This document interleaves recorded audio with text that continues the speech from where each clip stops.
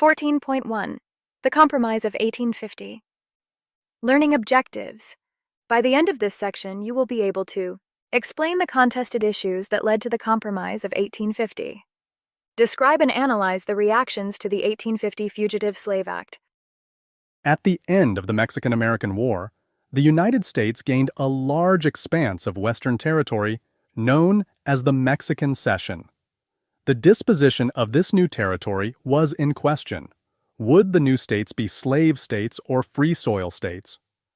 In the long run, the Mexican-American War achieved what abolitionism alone had failed to do. It mobilized many in the North against slavery. Anti-slavery Northerners clung to the idea expressed in the 1846 Wilmot Proviso. Slavery would not expand into the areas taken and later bought from Mexico. Though the Proviso remained a proposal and never became a law, it defined the sectional division. The Free Soil Party, which formed at the conclusion of the Mexican-American War in 1848 and included many members of the failed Liberty Party, made this position the centerpiece of all its political activities, ensuring that the issue of slavery and its expansion remained at the front and center of American political debate.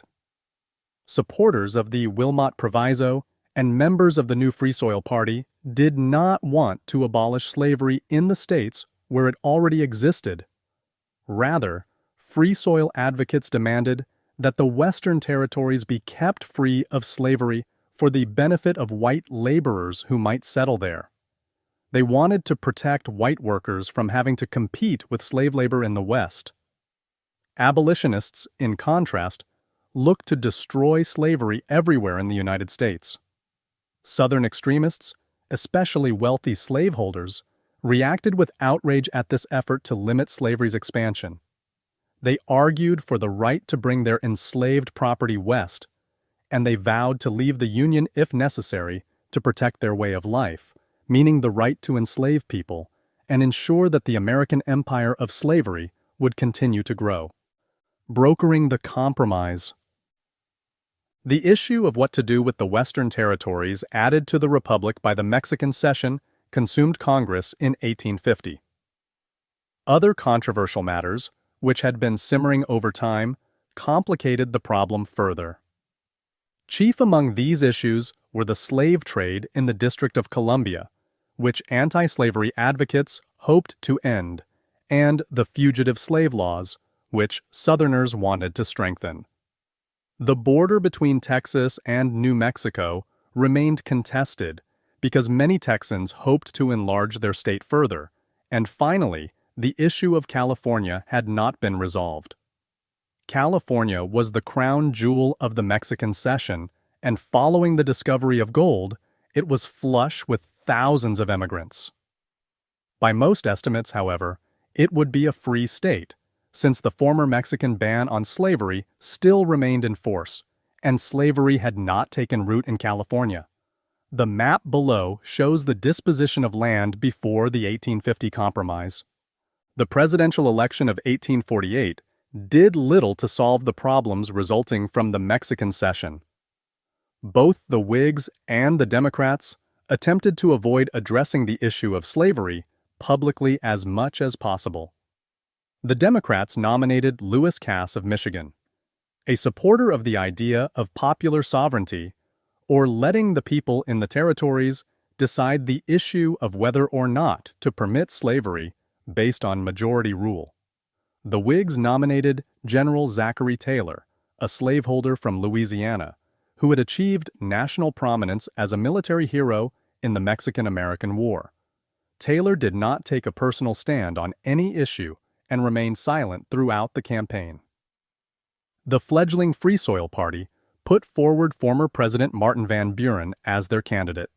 The Free Soil Party attracted Northern Democrats who supported the Wilmot Proviso, Northern Whigs, who rejected Taylor because he was a slaveholder, former members of the Liberty Party, and other abolitionists. Both the Whigs and the Democrats ran different campaigns in the North and South. In the North, all three parties attempted to win voters with promises of keeping the territories free of slavery, while in the South, Whigs and Democrats promised to protect slavery in the territories. For Southern voters, the slaveholder Taylor appeared the natural choice. In the North, the Free Soil Party took votes away from Whigs and Democrats and helped to ensure Taylor's election in 1848. As president, Taylor sought to diffuse the sectional controversy as much as possible, and, above all else, to preserve the Union. Although Taylor was born in Virginia before relocating to Kentucky and enslaved more than 100 people by the late 1840s, he did not push for slavery's expansion into the Mexican Cession. However, the California Gold Rush made California's statehood into an issue demanding immediate attention. In 1849, after California residents adopted a state constitution prohibiting slavery, President Taylor called on Congress to admit California and New Mexico as free states, a move that infuriated Southern defenders of slavery who argued for the right to bring their enslaved property wherever they chose. Taylor, who did not believe slavery could flourish in the arid lands of the Mexican Cession because the climate prohibited plantation-style farming, proposed that the Wilmot Proviso be applied to the entire area. In Congress, Kentucky Senator Henry Clay, a veteran of congressional conflicts, offered a series of resolutions addressing the list of issues related to slavery and its expansion. Clay's resolutions called for the admission of California as a free state, no restrictions on slavery in the rest of the Mexican Cession, a rejection of the Wilmot Proviso and the Free Soil Party's position, a boundary between New Mexico and Texas that did not expand Texas, an important matter since Texas allowed slavery and a larger Texas meant more opportunities for the expansion of slavery, payment of outstanding Texas debts from the Lone Star Republic days, and the end of the slave trade, but not of slavery, in the nation's capital, coupled with a more robust federal fugitive slave law. Clay presented these proposals as an omnibus bill, that is, one that would be voted on its totality. Clay's proposals ignited a spirited and angry debate that lasted for 8 months. The resolution calling for California to be admitted as a free state aroused the wrath of the aged and deathly ill John C. Calhoun, the elder statesman for the pro-slavery position. Calhoun, too sick to deliver a speech, had his friend Virginia Senator James Mason present his assessment of Clay's resolutions and the current state of sectional strife. In Calhoun's eyes, blame for the stalemate fell squarely on the North, which stood in the way of Southern and American prosperity by limiting the zones where slavery could flourish. Calhoun called for a vigorous federal law to ensure that escaped enslaved people were returned to their enslavers. He also proposed a constitutional amendment specifying a dual presidency, one office that would represent the South and another for the North, a suggestion that hinted at the possibility of disunion. Calhoun's argument portrayed an embattled South faced with continued Northern aggression, a line of reasoning that only furthered the sectional divide. Several days after Mason delivered Calhoun's speech, Massachusetts Senator Daniel Webster countered Calhoun in his 7th of March speech. Webster called for national unity, famously declaring that he spoke not as a Massachusetts man, not as a Northern man, but as an American. Webster asked Southerners to end threats of disunion and requested that the North stop antagonizing the South by harping on the Wilmot Proviso. Like Calhoun, Webster also called for a new federal law to ensure the return of escaped enslaved people. Webster's efforts to compromise led many abolitionist sympathizers to roundly denounce him as a traitor. Whig Senator William H. Seward, who aspired to be president, declared that slavery, which he characterized as incompatible with the assertion in the Declaration of Independence that all men are created equal, would one day be extinguished in the United States. Seward's speech, in which he invoked the idea of a higher moral law than the Constitution, secured his reputation in the Senate as an advocate of abolition. The speeches made in Congress were published in the nation's newspapers, and the American public followed the debates with great interest, anxious to learn how the issues of the day, especially the potential advance of slavery, would be resolved. Colorful reports of wrangling in Congress further piqued public interest. Indeed, it was not uncommon for arguments to devolve into fistfights or worse. One of the most astonishing episodes of the debate occurred in April 1850, when a quarrel erupted between Missouri Democratic Senator Thomas Hart Benton, who by the time of the debate had become a critic of slavery, despite being an enslaver, and Mississippi Democratic Senator Henry S. Foote. When the burly Benton appeared ready to assault Foote, the Mississippi senator drew his pistol. President Taylor and Henry Clay, whose resolutions had begun the verbal fireworks in the Senate, had no patience for each other. Clay had long harbored ambitions for the White House, and, for his part, Taylor resented Clay and disapproved of his resolutions. With neither side willing to budge, the government stalled on how to resolve the disposition of the Mexican Cession and the other issues of slavery.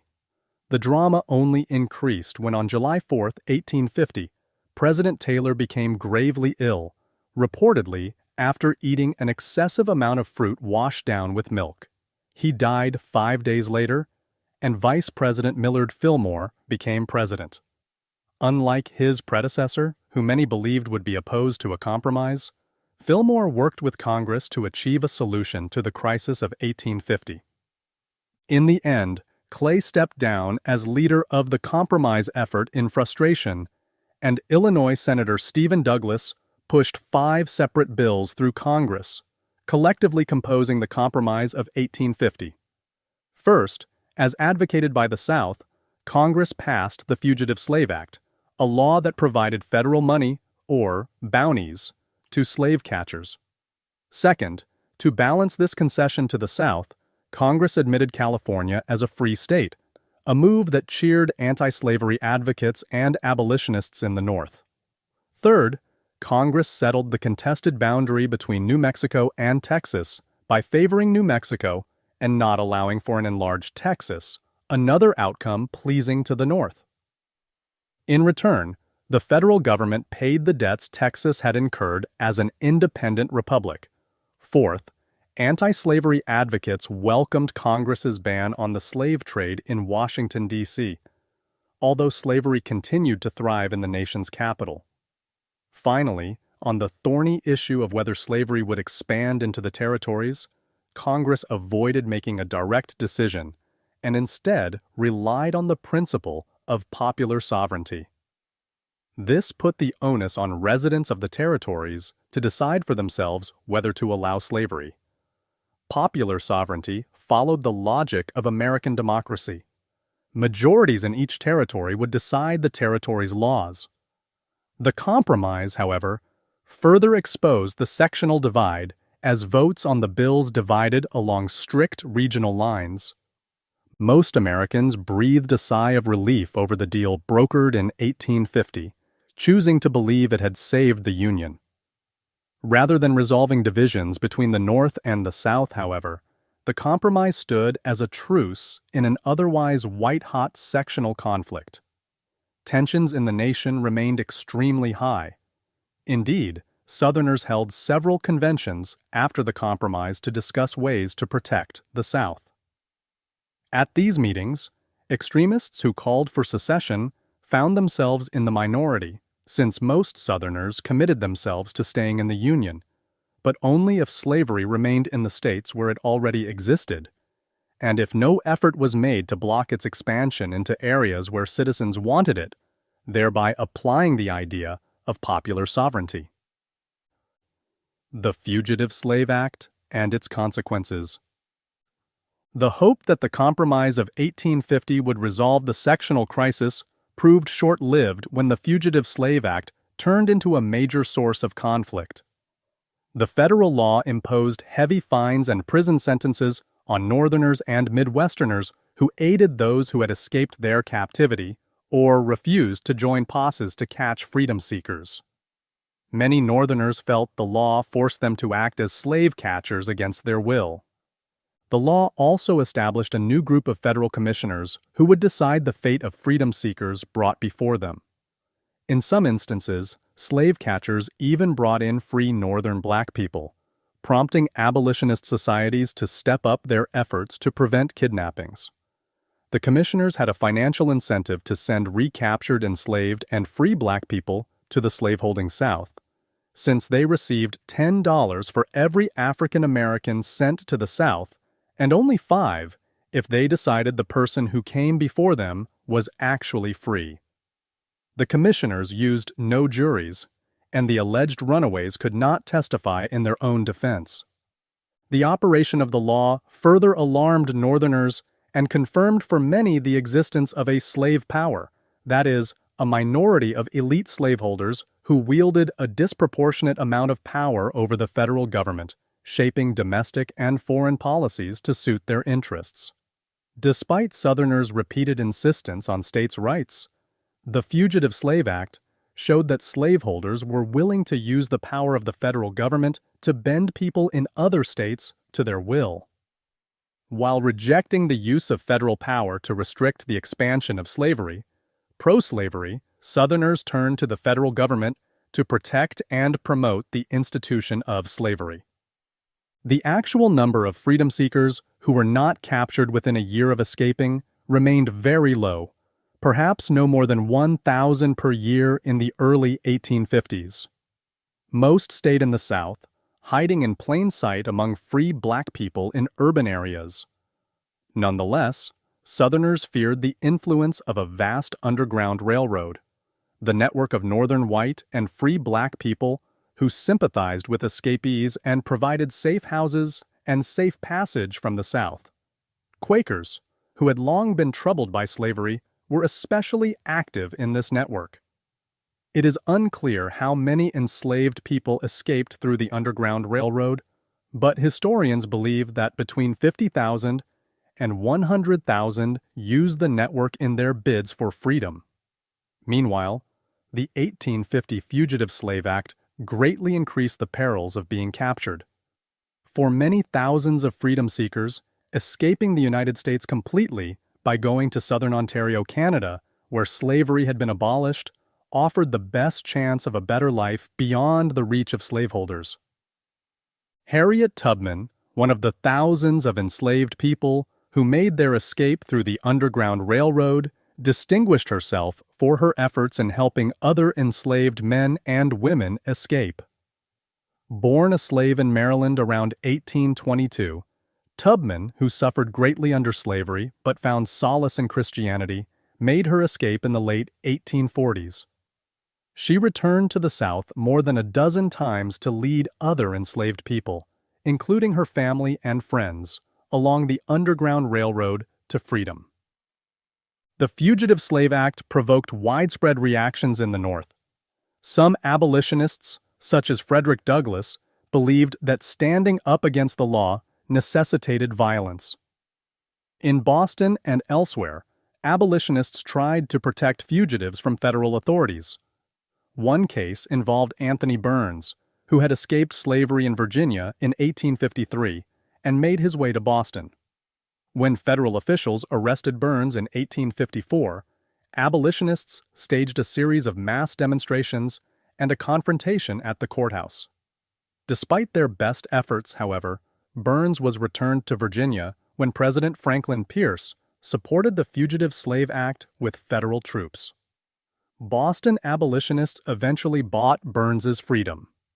For many Northerners, however, the Burns incident combined with Pierce's response only amplified their sense of a conspiracy of Southern power. The most consequential reaction against the Fugitive Slave Act came in the form of a novel, Uncle Tom's Cabin. In it, author Harriet Beecher Stowe, born in Connecticut, made use of enslaved people's stories she had heard firsthand after marrying and moving to Ohio, then on the country's western frontier. Her novel first appeared as a series of stories in a Free Soil newspaper, The National Era, in 1851, and was published as a book the following year. Stowe told the tale of enslaved people who were sold by their Kentucky enslaver. While Uncle Tom is indeed sold down the river, young Eliza escapes with her baby. The story highlighted the idea that slavery was a sin because it destroyed families, ripping children from their parents and husbands and wives from one another. Stowe also emphasized the ways in which slavery corrupted white citizens. The cruelty of some of the novel's white slaveholders who genuinely believe that enslaved people don't feel things the way that white people do, and the brutality of the slave dealer Simon Legree, who beats enslaved people and sexually exploits an enslaved woman, demonstrate the dehumanizing effect of the institution even on those who benefit from it. Stowe's novel proved a runaway bestseller and was the most read novel of the 19th century, inspiring multiple theatrical productions and musical compositions. It was translated into 60 languages and remains in print to this day. Its message about the evils of slavery helped convince many Northerners of the righteousness of the cause of abolition. The novel also demonstrated the power of women to shape public opinion. Stowe and other American women believed they had a moral obligation to mold the conscience of the United States, even though they could not vote. The backlash against the Fugitive Slave Act, fueled by Uncle Tom's Cabin and well-publicized cases like that of Anthony Burns, also found expression in personal liberty laws passed by 8 northern state legislatures. These laws emphasized that the state would provide legal protection to any arrested freedom seekers, including the right to trial by jury. The personal liberty laws stood as a clear-cut example of the North's use of states' rights in opposition to federal power, while providing further evidence to Southerners that Northerners had no respect for the Fugitive Slave Act or slaveholders' property rights. Defining American. Harriet Tubman, an American Moses? Harriet Tubman was a legendary figure in her own time and beyond. An escaped enslaved person herself, she returned to the South 13 times to help over 300 other freedom seekers through the Underground Railroad to liberty in the North. In 1869, printer William J. Moses published Sarah H. Bradford's Scenes in the Life of Harriet Tubman. Bradford was a writer and biographer who had known Tubman's family for years. The excerpt below is from the beginning of her book, which she updated in 1886 under the title Harriet, the Moses of Her People. It is proposed in this little book to give a plain and unvarnished account of some scenes and adventures in the life of a woman who, though one of Earth's lowly ones, and of dark-hued skin, has shown an amount of heroism in her character rarely possessed by those of any station in life. Her name, we say it advisedly and without exaggeration, deserves to be handed down to posterity side by side with the names of Joan of Arc, Grace Darling, and Florence Nightingale, for not one of these women has shown more courage and power of endurance in facing danger and death to relieve human suffering than has this woman in her heroic and successful endeavors to reach and save all whom she might of her oppressed and suffering race, and to pilot them from the land of bondage to the promised land of liberty. Well has she been called Moses, for she has been a leader and deliverer unto hundreds of her people. Sarah H. Bradford, Scenes in the Life of Harriet Tubman. How does Bradford characterize Tubman? What language does Bradford use to tie religion into the fight for freedom?